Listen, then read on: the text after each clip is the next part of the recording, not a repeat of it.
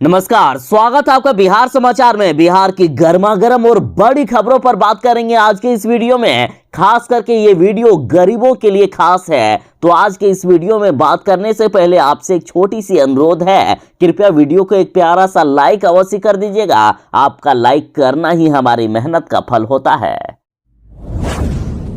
अब बिहार वालों के राशन कार्ड रद्द होने वाले हैं। जो लोग गलत तरीके से राशन कार्ड बना लिए हैं उनका राशन कार्ड रद्द होगा। साथ ही जिन्होंने 3 महीने से राशन नहीं लिया है उनका भी राशन कार्ड बंद होने वाला है। सरकार ने 7,45,000 राशन कार्ड रद्द करने का फैसला कर लिया है। आपने देखा ही किस तरह से बिहार के पटना में अवैध निर्माण के खिलाफ सरकार का बुलडोजर चला और अब राशन कार्ड पर सरकार की नजर है। तो आखिर किनका राशन कार्ड रद्द होगा? तो देखिए, वैसे व्यक्ति जिनकी मासिक आय 10,000 रुपया से अधिक है, मतलब परिवार का व्यक्ति यदि 10,000 से अधिक प्रति महीने कमाता है तो उनका भी राशन कार्ड रद्द होगा। साथ ही यदि घर में 4 पहिया वाहन है तो राशन कार्ड नहीं रख सकते हैं। घर में किसी की भी सरकारी नौकरी है तो राशन कार्ड रद्द होगा। साथ ही यदि आयकर दाता है, यदि आयकर आप देते हैं तो राशन कार्ड रद्द होगा। तो वहीं एक सिंचाई वाले उपकरण के साथ यदि आपके 2.5 एकड़ सिंचित भूमि है या 5 एकड़ सिंचित भूमि है तो उन सभी का राशन कार्ड रद्द होने वाला है। और साथ ही यदि व्यवसायिक टैक्स देने वाला परिवार है या साधन संपन्न परिवार है तो इन सभी का राशन कार्ड रद्द होगा और इनके खिलाफ सख्त से सख्त कार्रवाई भी की जा सकती है।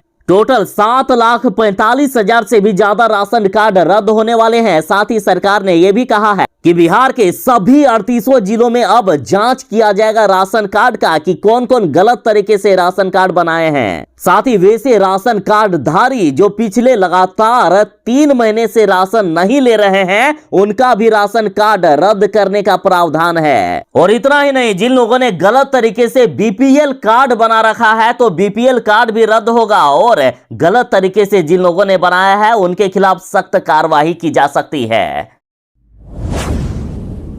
पीएम किसान सम्मान निधि योजना के तहत बड़ी खबर आ रही है। जो लोग किसान नहीं हैं और पीएम किसान सम्मान निधि के तहत पैसे उठा रहे हैं उनके खिलाफ अब सख्त कार्रवाई की जाएगी। सरकार ने कई नए नियम लागू कर दिए हैं जिससे पीएम किसान योजना के तहत कई लोगों के नाम हटाए जाएंगे। देखिए, जिनका जन्म फरवरी 2021 से पहले हुआ है उन्हीं को किसान सम्मान निधि के तहत पैसे मिलेंगे और जिनका जन्म फरवरी 2021 के बाद हुआ है उन सभी का नाम कटने वाला है। और इतना ही नहीं, सरकार ने कई अन्य नियम भी लागू कर दिए हैं और जो लोग गलत तरीके से पीएम किसान सम्मान निधि के तहत पैसे का उठाव कर रहे हैं उनको पैसे अब लौटाने भी होंगे और उन पर कार्रवाई भी की जाएगी। ऐसे किसान जो पीएम किसान योजना की शर्तों को पूरा नहीं करते हैं उसके बावजूद इस योजना का लाभ उठा रहे हैं उन्हें इस योजना के तहत मिली किसान सम्मान निधि की राशि केंद्र सरकार को लौटानी होगी।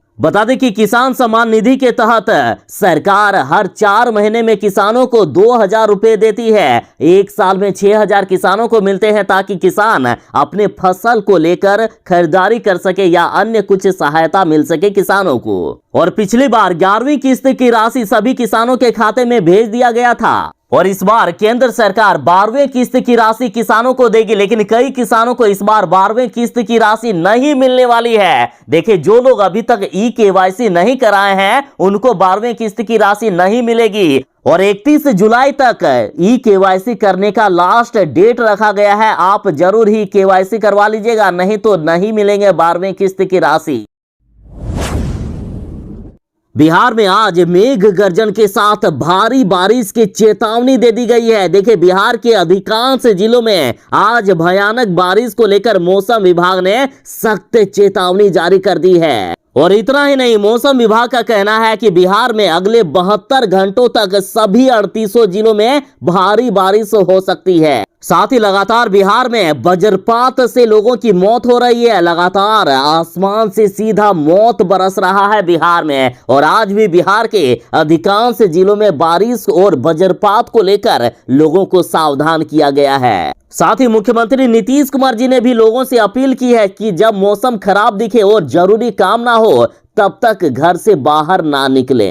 और आज बिहार के जिन जिलों में भयानक बारिश हो सकती है, ये जिले हैं बिहार के पटना, गया, नालंदा, शेखपुरा, जहानाबाद, नवादा, बेगूसराय, लखीसराय, बक्सर, भोजपुर, रोहतास, भभुआ, औरंगाबाद, अरवल, सीतामढ़ी, मधुबनी, मुजफ्फरपुर, दरभंगा, वैशाली, शिवहर, समस्तीपुर, पश्चिमी चंपारण, पूर्वी चंपारण, सिवान, सारण, गोपालगंज, सुपौल, अररिया, किशनगंज, मधेपुरा, सहरसा, पूर्णिया, कटिहार, भागलपुर, बांका, जमुई, मुंगेर, खगड़िया, इन जिलों में मौसम विभाग ने भयानक बारिश होने को लेकर लोगों को सावधान किया है।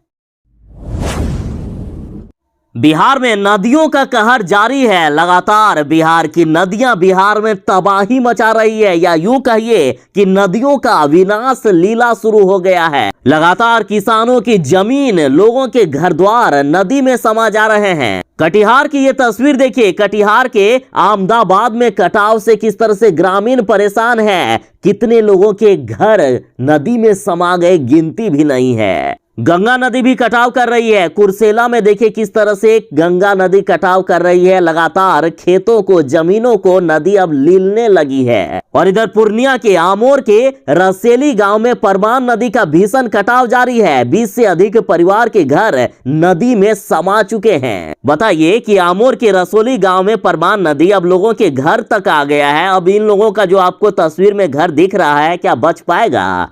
अररिया की जरा तस्वीर देखिए, किस तरह से गांव में पानी घुस गया है, बाढ़ का पानी घुस गया है। बताइए इन झोपड़ी में रहने वाले लोग अब कैसे रहेंगे?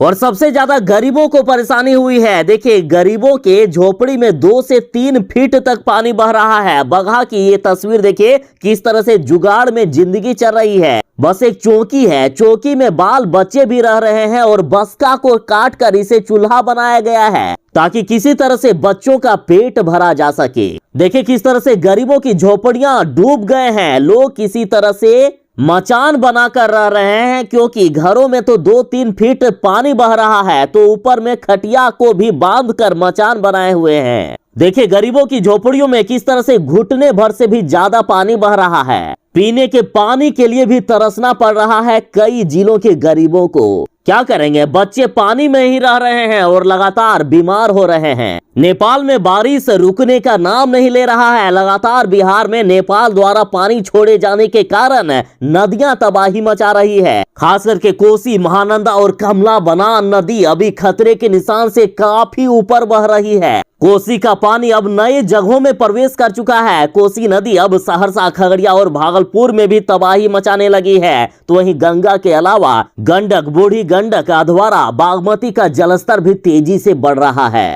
कई लोग अपने घर द्वार को छोड़कर पलायन कर चुके हैं। देखिए किस तरह से रोड पर खाना बनाया जा रहा है। सड़कों पर तो कोई पहाड़ पर चढ़कर रह रहे हैं और प्लास्टिक ही एक सहारा बना हुआ है।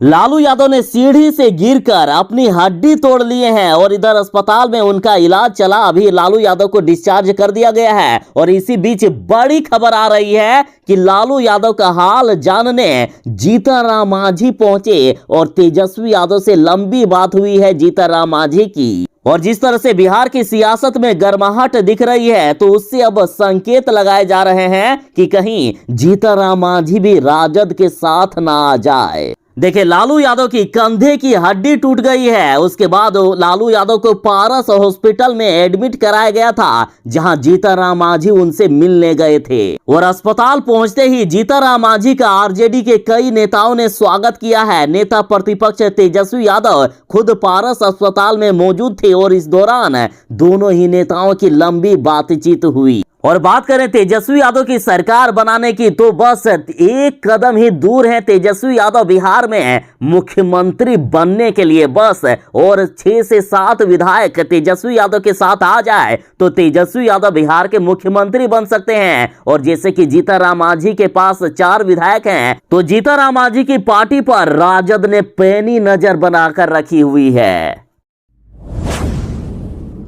बिहार सरकार ने बिहार को बाढ़ से बचाने के लिए एक और बड़ा दावा कर दिया है। देखिए वैसे तो सरकार के सारे दावे और वादे जल जमाव और बाढ़ रोकने के लिए फेल साबित होता है, लेकिन इस बार सरकार ने दावा किया है कि इस बार मेरे दावे फेल नहीं होंगे और यदि होगा तो जनता हमें कभी भी माफ ना करे। देखिए, बिहार में तटबंधों की निगरानी के लिए 3,341 सुरक्षा कर्मी तैनात किए गए हैं और ये तटबंध सुरक्षा कर्मी बाढ़ के दौरान तटबंधों की न केवल निगरानी करेंगे बल्कि जरूरत पड़ने पर उसकी प्रारंभिक मरम्मत भी करेंगे। और बिहार में 6 बाढ़ जोन की हुई है नियुक्ति। तो आखिर कहां कितने तटबंध सुरक्षा कर्मी रहेंगे? तो देखिए, गोपालगंज में 349, वीरपुर में 308, कटिहार में 538, समस्तीपुर में 1027, पटना में 316 और मुजफ्फरपुर में 803 सुरक्षा कर्मियों को लगाया जाएगा। और ऐसा करके सरकार ने इस बार दावा किया है कि हम इस बार तटबंधों को नहीं टूटने देंगे।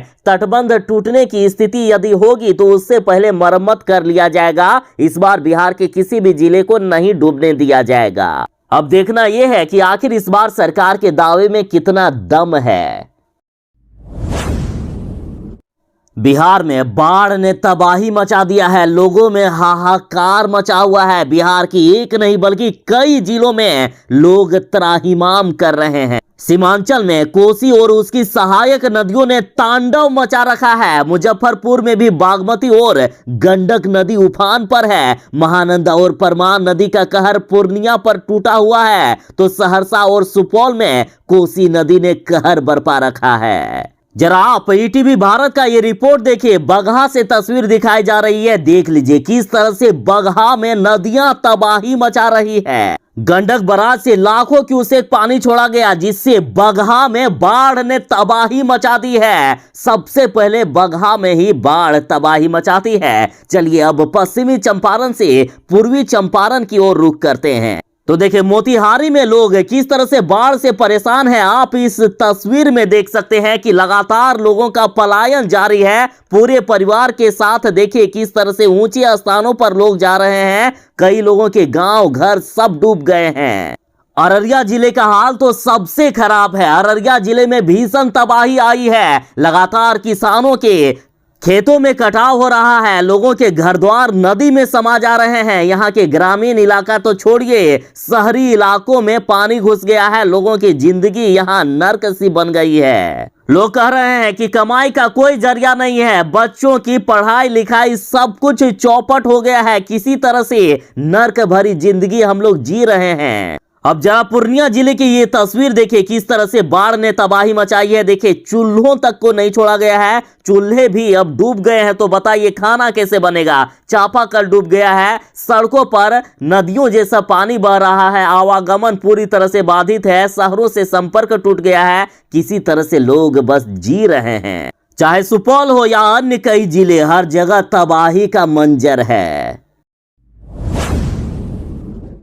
बिहार के पटना के राजीव नगर पर लगातार बुलडोजर चलाए जा रहे हैं। लोगों के घरों पर बुलडोजर चलाए जा रहे हैं। लगातार लोगों के घर तोड़े जा रहे हैं। और इसी बीच एक बड़ी खबर आ रही है। देखिए, पटना हाईकोर्ट ने ऑपरेशन बुलडोजर पर रोक लगा दी है। साथ ही डीएम को भी कोर्ट में पेश होने का निर्देश दिया। हाईकोर्ट ने राजीव नगर के नेपाली नगर में चल रही जिला प्रशासन की कार्रवाई पर रोक लगा दिया है। मामले पर कोर्ट ने कड़ा रुख अपनाते हुए डीएम को इस कार्रवाई को रोकने का आदेश दिया। साथ ही 6 जुलाई को इस पर अगली सुनवाई होगी। यानी कोर्ट ने प्रशासन की कार्रवाई पर 2 दिनों तक स्टे लगा दिया है। 2 दिनों तक अभी बुलडोजर नहीं चलाए जाएंगे लोगों के घरों पर। और साथ ही कई लोगों को गिरफ्तार कर लिया गया है। तो गिरफ्तार किए गए लोगों को भी हाईकोर्ट ने तत्काल रिहा करने का आदेश दिया है। बिहार के अधिकांश जिलों में जलजमाव हो रहा है। सरकार ने खास करके पटना वालों के लिए यह दावा किया था कि इस बार पटना में जलजमाव नहीं होगा, लेकिन सरकार के सारे दावे फेल हो गए हैं। पटना का विधानसभा पीएमसीएच तक सुरक्षित नहीं है। हर जगह जलजमाव दिख रहा है। लेकिन सरकार ने अब बड़ा ऐलान कर दिया है कि जलजमाव होने पर, चाहे जहां भी जलजमाव हो, जलजमाव होने पर नियंत्रण कक्ष में बस एक फोन कीजिए। 15 मिनट के अंदर टीम पहुंचेगी और जलजमाव की समस्या को दूर किया जाएगा। और इसके लिए हेल्पलाइन नंबर जारी कर दिया गया है। पटना वाले इस हेल्पलाइन नंबर को नोट कर लें। नंबर है 155304। पटना नगर निगम क्षेत्र के सभी 75 वार्डों में बारिश होने पर कहीं भी अगर जल जमाव है तो इसकी शिकायत नियंत्रण कक्ष में कर सकते हैं। साथ ही जितने भी पंपिंग स्टेशन और संप हाउस हैं, अगर बारिश के दौरान चालू नहीं है तो उसकी भी शिकायतें वुडको के नियंत्रण कक्ष में कर सकते हैं। चाहे मैनहोल खुले हैं या फिर जल जमाव हो रहा है, सभी शिकायतों को अब दूर किया जाएगा। मोबाइल नंबर भी नोट कर लीजिए। देखिए, नियंत्रण कक्ष का टोल फ्री नंबर है 155304 या फिर 061222000634। मोबाइल नंबर है 9264444749। तो वही वुडको नियंत्रण कक्ष का नंबर है 180034563130 या फिर 0612255794। लास्ट में 84 के जगह 89 भी लगा सकते हो या फिर 87 भी आप लगा सकते हैं। और नियंत्रण कक्ष 24 घंटे तक कार्यरत है। आप चाहे तो रात के 12 बजे भी फोन कर सकते हैं।